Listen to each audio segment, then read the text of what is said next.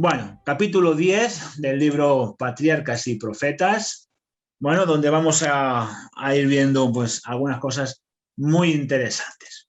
Bueno, no sin antes, siempre recordamos y vamos a seguir haciéndolo, recordar como siempre el, el contacto. ¿eh? Podéis contactar con nosotros a través del WhatsApp y del teléfono 640869488 y en mail larosasiglesias@gmail.com.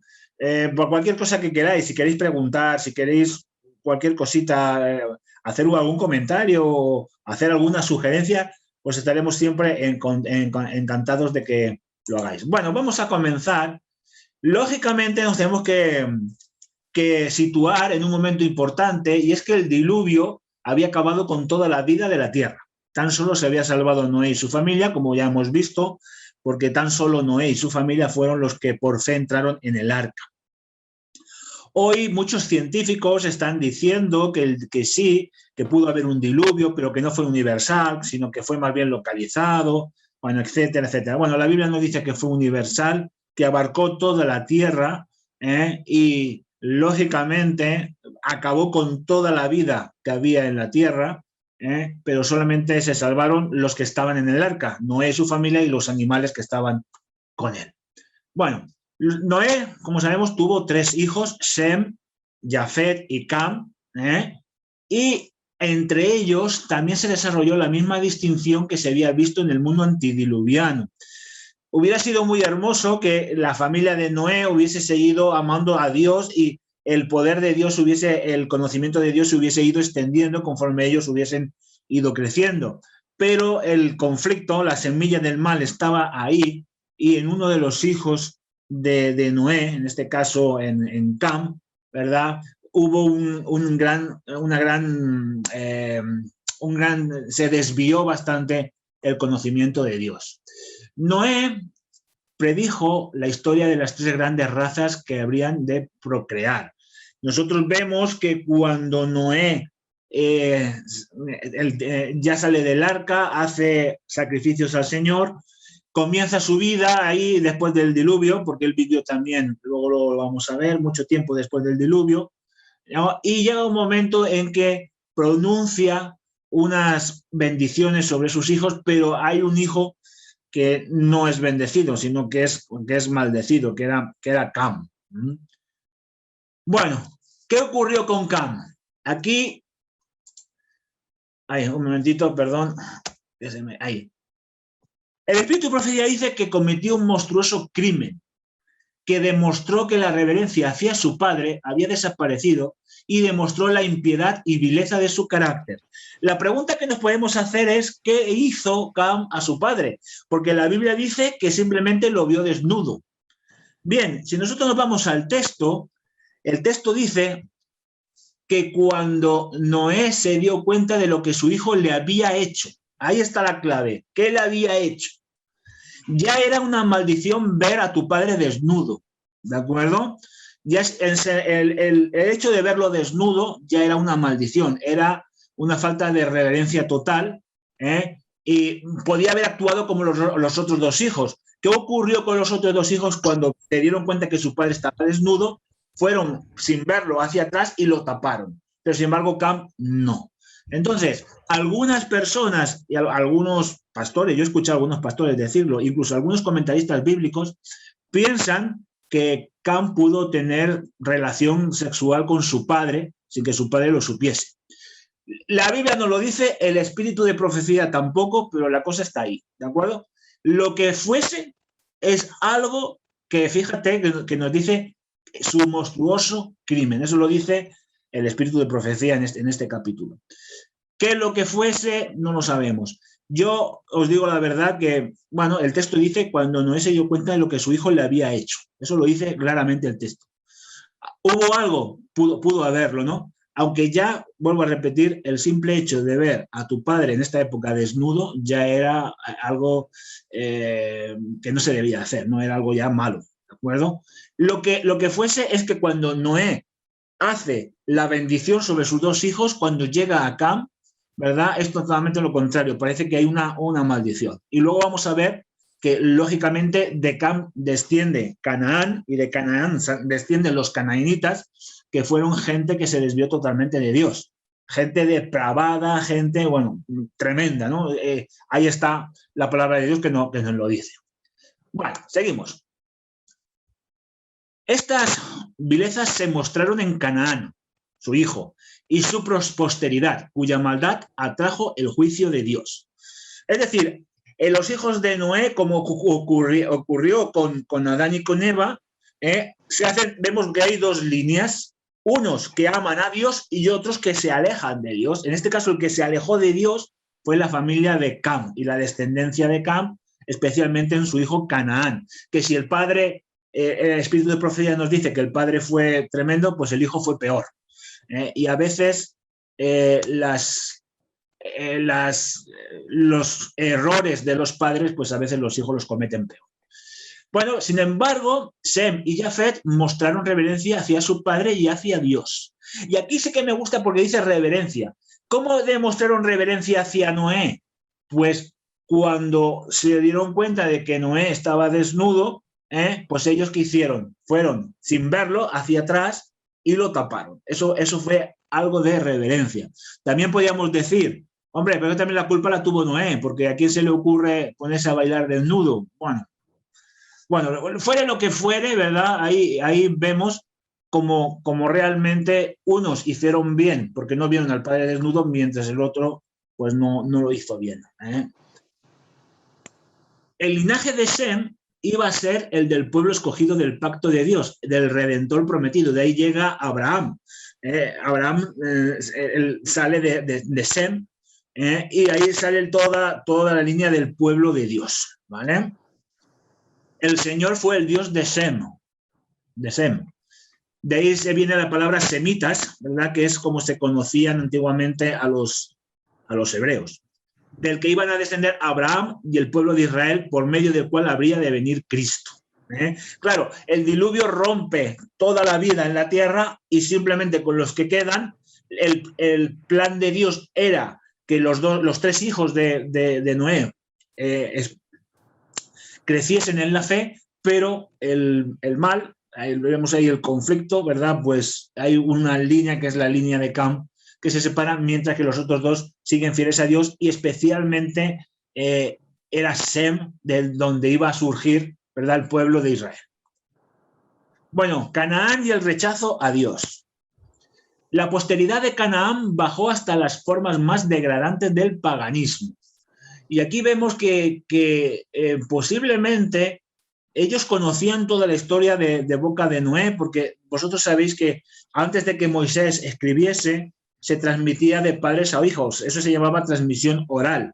Pero aún así Satanás plantó su semilla y fijaros, llegaron a ser degradantes totalmente. Esto luego se va a aumentar mucho más, porque llegaron incluso a sacrificar a sus hijos, a matar a sus hijos al fuego, a sacrificar a las muchachas, sacrificios humanos. Llegó un momento que fueron tan depravados totalmente, ¿de acuerdo? Traspasaron los límites de la paciencia divina, entonces fueron desposeídos y llegaron a ser esclavos de los descendientes de Sem y Jafet. Dios vuelve a intervenir. Dios ya le había hecho una promesa a Noé, y es que no iba a destruir la tierra con otro diluvio, pero en este momento Dios interviene, ¿ver?, y hace que los descendientes de Canaán sirviesen a los descendientes de Sem y de Jafet.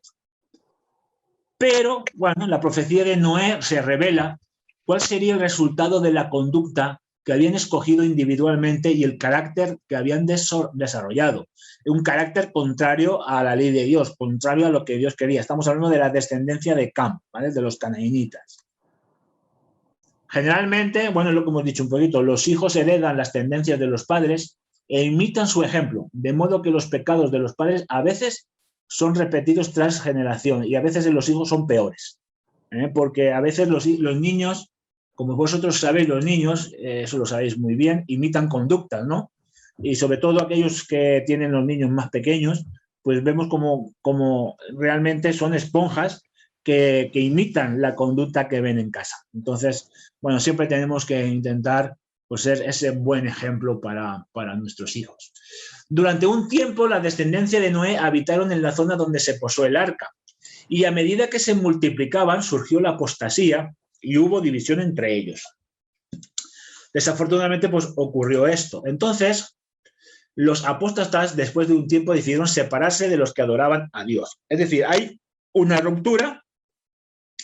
Noé y la descendencia de Sem y de Jafet se quedan en la zona del Ararat, donde se había parado el arca, y luego, un tiempo después, la descendencia de Cam deciden separarse porque había ese conflicto entre ellos, ese conflicto espiritual, y deciden separarse y marcharse hacia otra región. Emigraron hacia una zona que se conoce como la llanura del Sinar, muy cerca del río Éufrates, que era una tierra muy fértil y una tierra muy hermosa. En esa llanura es famosa porque posiblemente ahí también fue donde el rey Nabucodonosor levantó la famosa estatua que nos cuenta Daniel capítulo 3. La llanura del Sinar, que estaba cerca, bueno, luego Babilonia, en la época de Daniel, cuando Babilonia fue grande, se construyó cerca de esa llanura. Es la zona de Irak, ¿vale? La zona de Irak. De hecho, la capital de Irak, Bagdad, ¿vale? Está muy cerca de la llanura del Sinar. La llanura del Sinar, ahí se puede ver. Y ahí es donde decidieron establecerse, porque era una llanura y una zona muy, muy interesante. El río estaba cerca, había agua. Entonces, esto era importante. Bueno, desafiando a Dios. Deciden construir una ciudad y en ella una torre de tan estupenda altura que fuese la admiración y la maravilla del mundo. Vale, realmente cuando nosotros hablamos de torre imaginamos que era redonda, pero tampoco lo dice la Biblia, no lo sabemos. Se han descubierto y algunos piensan que posiblemente la torre de Babel fuese como construían los templos babilonios, es decir, muy alta, pero de base cuadrada, ¿vale? Así, de base cuadrada, bastante alta, y que posiblemente, bueno, lo dice Elena White, después lo vamos a ver, que estaba dedicada a la idolatría. Bueno, nosotros la imaginamos redonda porque nuestra mente imagina siempre las torres redondas, pero no tiene que por ser redonda, ¿no? Hay torres que son cuadradas. Bueno, esto tampoco es importante. Dios había mandado a los hombres que se diseminaran por toda la tierra. ¿Recordáis? Cuando Dios le dijo a Adán y Eva, crecer y multiplicaos y ocupar toda la tierra. Ese era el plan de Dios. Pero por culpa de la maldad, el diluvio había hecho que de nuevo los hombres viviesen en una zona. Pero cuando se separa los que no amaban a Dios, pues deciden construir esa ciudad y ahí empiezan a multiplicarse y se quedan en esa zona, no querían salir de ella. Construyen una ciudad bastante grande y en la ciudad construyen la torre. Los constructores de la torre decidieron mantener su comunidad unida y formar una monarquía que abarcara toda la tierra. Esto nos suena a la globalización, ¿verdad? La idea es esta, ¿no? Un gobierno mundial, y así no hay problemas. Al haber un gobierno mundial, pues todo supuestamente va bien. Esa era la mentalidad que ellos tenían. Es decir, vamos a hacer esto, vamos a crecer, vamos a quedarnos aquí y vamos a hacer un gobierno que abarque toda la tierra para que no haya ningún problema entre nosotros. La torre debía alcanzar hasta el cielo. Debía ser un monumento del poder y la sabiduría humana. Como vemos, cuando nosotros vemos esto, vemos realmente que lo que ellos estaban haciendo allí era desafiar a Dios. No era una torre de vigilancia o no era una torre porque la querían construir, no. Era un desafío a Dios, estaban desafiando al Señor. ¿Por qué estaban desafiando al Señor? Porque no creyeron en el pacto de Dios. ¿Recordáis el pacto que el Señor hizo con Noé? Y le dio una señal del pacto, que era el arco iris. Es decir, ya no volveré a inundar la tierra ya no será destruida por el agua. ¿De acuerdo? Pero no creyeron en el pacto de Dios, que prometía precisamente esto. Y como no le creyeron, ¿cuál era la finalidad de la torre? Pues poder escapar de otro diluvio, por si Dios era un mentiroso y volvía a enfadarse con la humanidad. Es decir, ellos habían rebajado a Dios a una divinidad que se podía enfadar y que podía, como se había enfadado y que era el Dios de las tormentas, podía enviar otro diluvio. Por eso querían hacer la torre tan alta para que si volvía a haber un diluvio, ellos pudieran subir a la parte superior de la torre y salvarse. Es decir, la salvación por obra, la salvación humana, no lo que Dios quiere. Entonces vemos como precisamente era un desafío a Dios porque no habían creído el pacto que el Señor había hecho con Noé. Debían construir la torre a una altura mayor que la que alcanzaron las aguas del diluvio. Así estarían a salvo. Nosotros no sabemos exactamente la altura que tendría, pero bueno, la hermana de White dice que las aguas del diluvio alcanzaron cotas muy altas, que grandes montañas fueron tapadas, ¿no? O sea, imaginaros la altura. Pero también fijaros lo que ellos querían. Ellos querían descubrir la causa del diluvio, si había sido por causas naturales y no por un Dios. Porque ellos pensaban que Dios era una divinidad más, una divinidad de las que había allí, a la que había que adorar, pero pensaron, no, es que pudo ser por causas naturales, ¿no? Hoy en día, muchas veces hay mucha gente que quiere ver las cosas que pasan en la Biblia por cosas naturales, ¿de acuerdo? No por el poder de Dios o no por la intervención de Dios. Entonces esto pasó así. Entonces vemos que era un gran desafío al Señor. ¿Por qué? Porque estaba exaltando el orgullo del hombre. Estaba exaltando totalmente el orgullo humano, ¿vale? Y la salvación por obras. Y así se olvidaban de Dios. Se estaban olvidando totalmente del Creador. Bueno, luego también vemos que tenía otra finalidad. La torre, aparte de todo lo que hemos visto, también era un monumento a la idolatría. Y es que en la antigua Babilonia tenían la costumbre de que las divinidades, ¿verdad?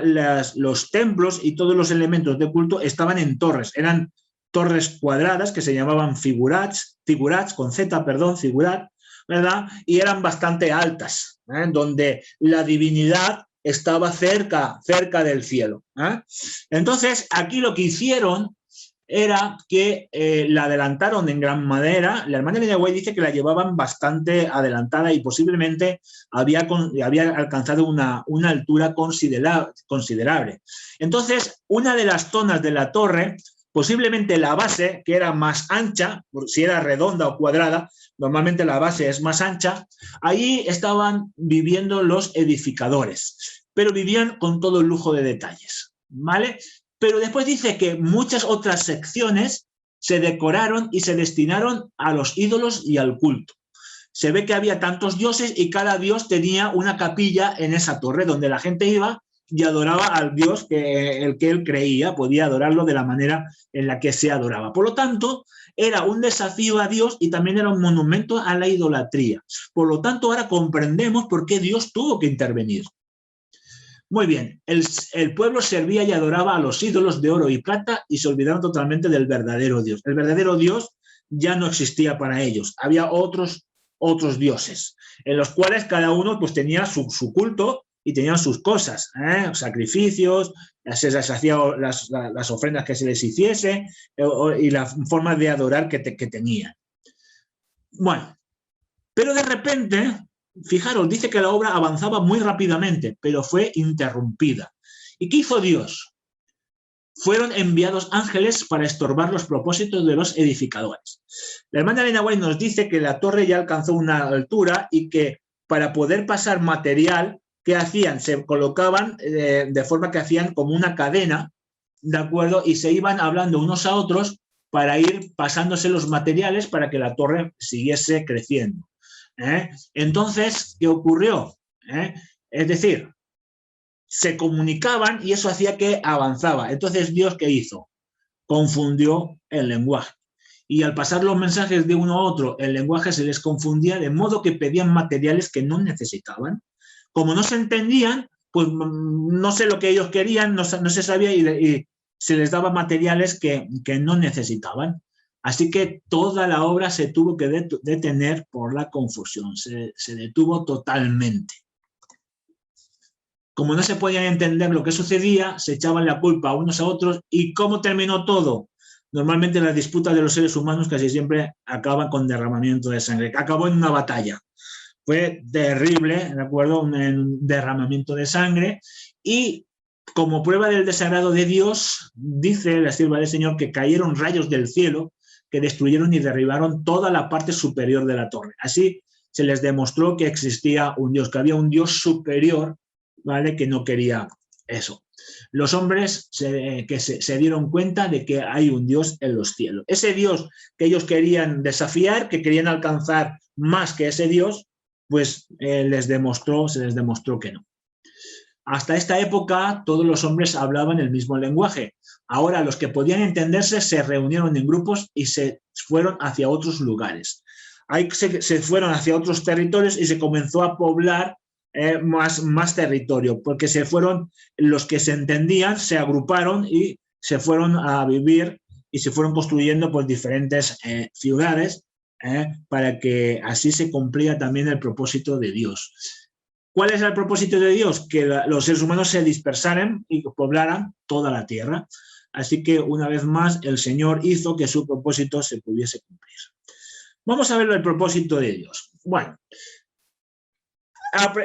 el propósito de Dios era que conforme los seres humanos, la raza humana hubiese ido creciendo, se fueran a fundar nuevas naciones y que esas naciones esparcieran el conocimiento de su luz para que su amor llegase a todos los lugares. Es decir, que la gente fuese estableciéndose en diferentes lugares y que esos diferentes lugares fuesen lugares donde se adoraba a Dios, para que las generaciones nuevas pues conociesen al Señor. Ese era el propósito. Fijaros que Noé vivió 350 años después del diluvio, 500 años, y todos sus descendientes escucharon hablar del amor de Dios. Noé se lo empezó a decir a sus descendientes y después sus hijos a sus descendientes. Así el conocimiento de Dios iba aumentando. Pero, claro, muchos no quisieron escuchar, incluso dentro de la familia no quisieron aprender, y cuando ya ocurrió todo lo de la torre, al confundir sus lenguas, no pudieron comunicarse con quienes les podían haber ilustrado. Esto hizo también que ahí ya hubiese una gran separación entre los que conocían a Dios y los que no. Los constructores de la torre habían manifestado un espíritu de rechazo a Dios. Mientras rechazaban a Dios, al que acusaban de tirano y arbitrario, aceptaban la soberanía de Satanás. Vemos nuevamente cómo Satanás seguía con su plan y volvió otra vez a estorbar los planes de Dios, y como vemos continuamente el conflicto, ¿verdad?, entre los descendientes de los seguidores de Cristo y los seguidores de Satanás. Satanás les hizo ver que debían menospreciar las ofrendas expiatorias que les enseñaban acerca de la muerte expiatoria de Cristo. Es un rechazo también, estaba rechazando la ley de Dios. Siempre el propósito de Satanás es que los hombres rechacen la ley de Dios. Y aquí les hacía que las ofrendas no servían para nada. Y por eso les enseñó otro tipo de ofrendas que Dios no quería. Sobre todo cuando comenzaron a sacrificar a sus propios hijos en el fuego. A medida que su mente se embotaba por la idolatría, les indujo a falsificar las ofrendas, incluso a sacrificar a sus hijos sobre los altares de sus dioses. Sobre todo había un dios que era el dios Moloch. El dios Moloch era un dios en forma de becerro, ¿vale?, que era hueco, lo hacían de hierro, era hueco, y dentro tenía una especie de chimenea, era como un horno, ¿no? Tenían las manos así, ahí se ponían los niños, y las manos hacían así, y los niños caían dentro de la caldera y se achicharraban, o sea, se quemaban vivos. Y así hacían sus sacrificios. A medida que se alejaban de Dios, los atributos divinos, el amor, la justicia, fueron reemplazados por la opresión, la violencia y la brutalidad. Se conoce también en algunas zonas de Sudamérica donde también se hacían sacrificios humanos que se dedicaban a los dioses. Podían ser tanto mujeres como hombres. ¿Por qué? Eso Dios no lo quería. Dios no quería el sacrificio humano, y los sacrificios que Dios había pedido eran sacrificios que apuntaban a algo, que enseñaban a algo. No era simplemente por sacrificar animales. Pero fijaros lo que hizo Satanás. Llegó a embotar de tal manera que muchas personas entregaban a sus hijos, entregaban a sus hijas para que fuesen sacrificadas en honor al Dios que ellos servían. Pero de todas maneras siempre había esperanza, porque Dios siempre tenía un remanente. No todo estaba perdido, aunque a veces parece que el mal avanza más rápidamente que el bien, ¿no? Pero siempre hay esperanza, porque Dios tenía un remanente. Sin embargo, había entre ellos muchos que temían al Señor, personas que trabajaban para que los idólatras cambiaran sus propósitos, pero los idólatras estaban tan unidos en su empresa en contra de Dios. Siempre había gente que aún así les hablaba de Dios, les predicaba de Dios, pero bueno, muchos no quisieron aceptar. Pero bueno, había que transmitir el mensaje. Bueno, habían formado un reino para el ensalzamiento propio, en el cual Dios no tenía sitio.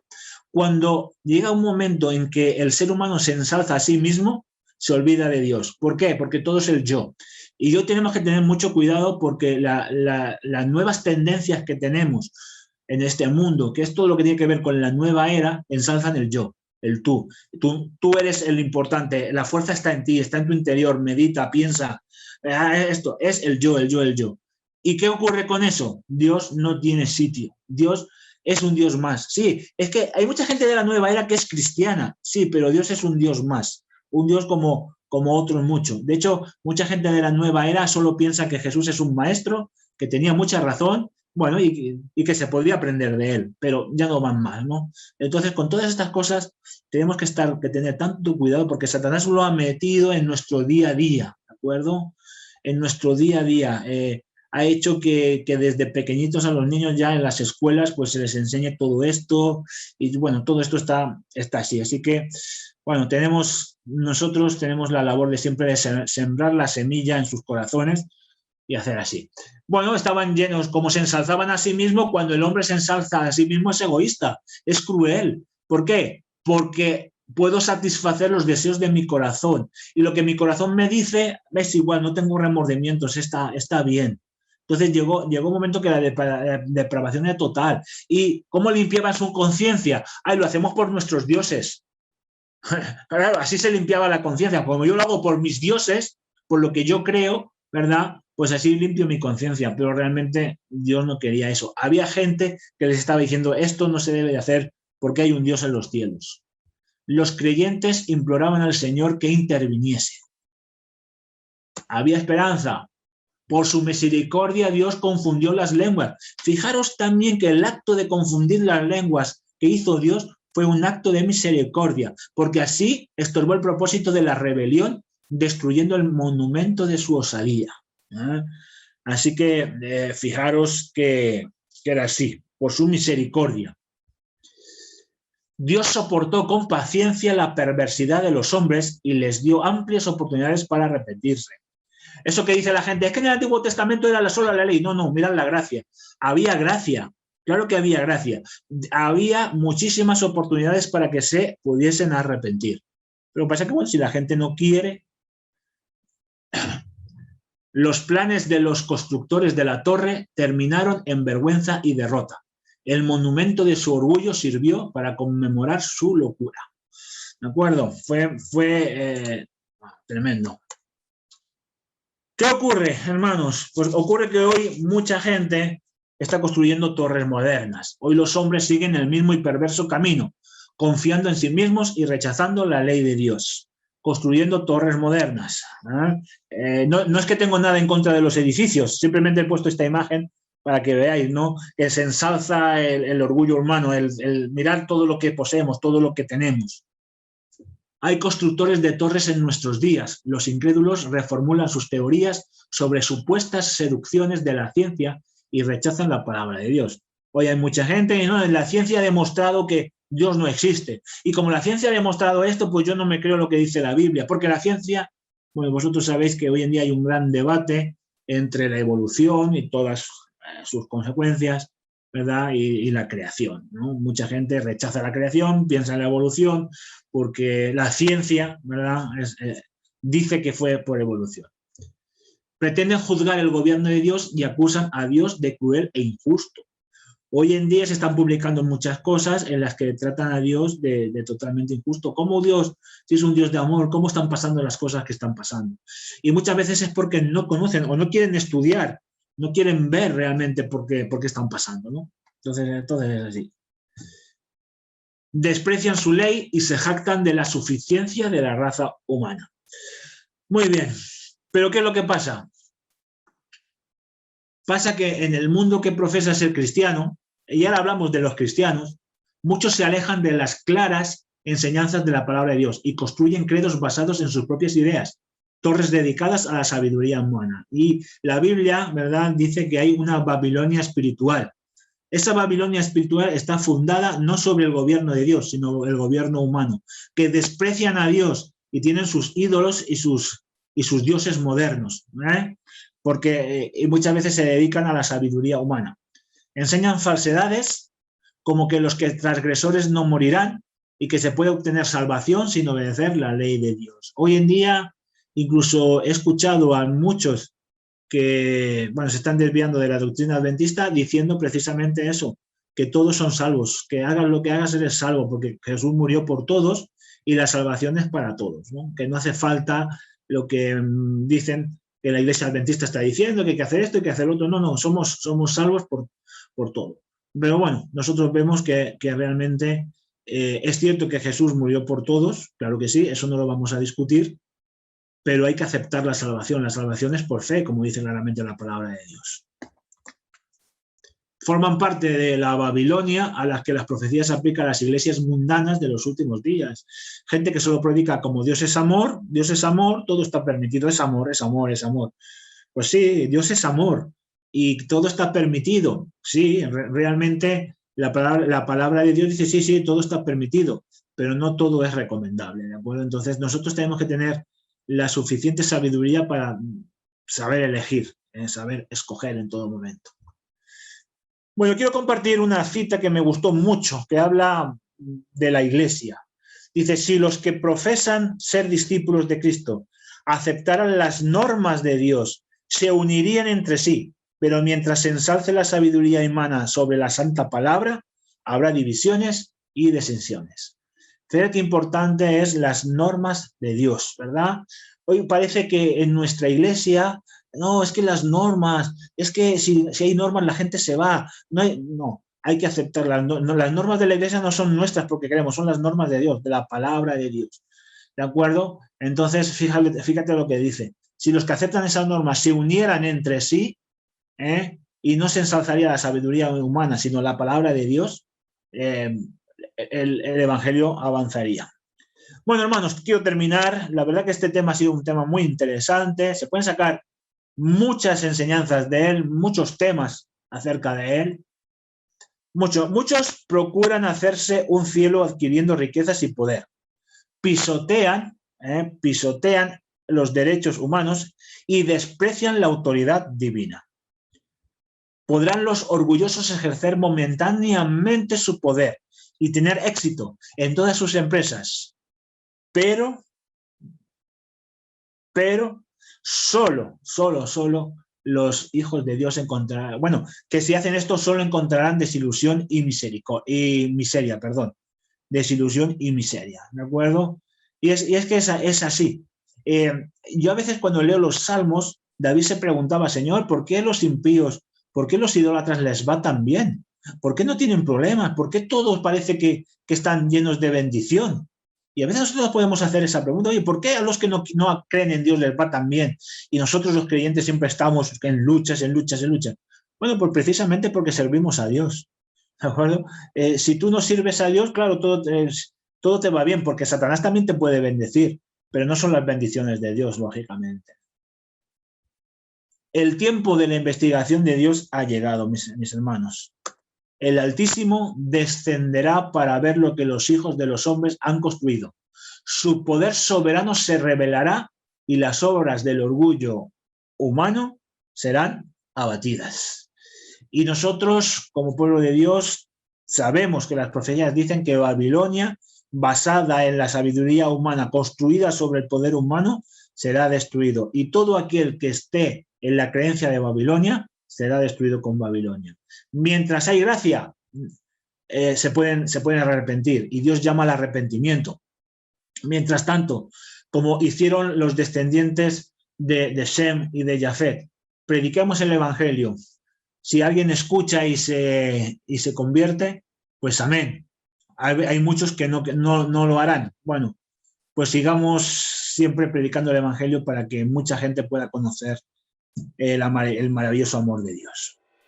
Hermanos, recordamos el contacto y os invitamos al siguiente tema, capítulo 11, el llamamiento de Abraham. Así que os invito a que sigáis estudiando esta semana el siguiente capítulo y el domingo que viene pues nos volvemos a encontrar. Dios.